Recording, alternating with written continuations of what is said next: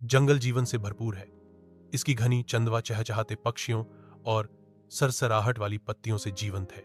गहरे अंदर बसा एक छोटा सा एकांतवास शरण प्रदान करता है। एक शिष्य एक पुराना प्रश्न पूछता है, गुरुजी, पहले क्या आया, अंडा या मुर्गी? शेष शांत बैठे हैं, शिष्यों से घिरे हुए। उनकी आंखों में एक मुस्कुराहट है। यह एक बहुत पुराना और मनोरंजक प्रश्न है।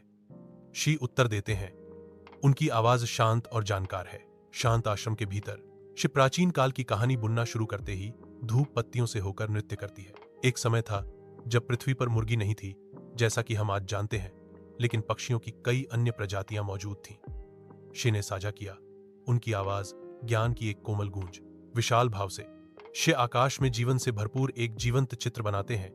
मुर्गी के युग से बहुत पहले उन पक्षियों में से एक धीरे धीरे बदलाव के माध्यम से एक ऐसा अंडा दिया जिससे पहली असली मुर्गी पैदा हुई। इसलिए अंडा पहले आया।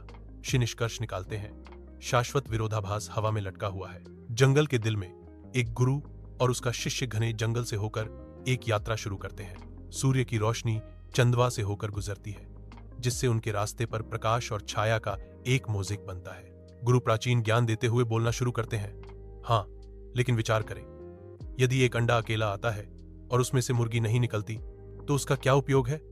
और यदि मुर्गी नहीं है तो अंडा कौन देगा? यह जीवन का रहस्य है कि दोनों एक दूसरे के बिना अधूरे हैं। यह प्रश्न हमें सिखाता है कि सब कुछ एक चक्र में बंधा है।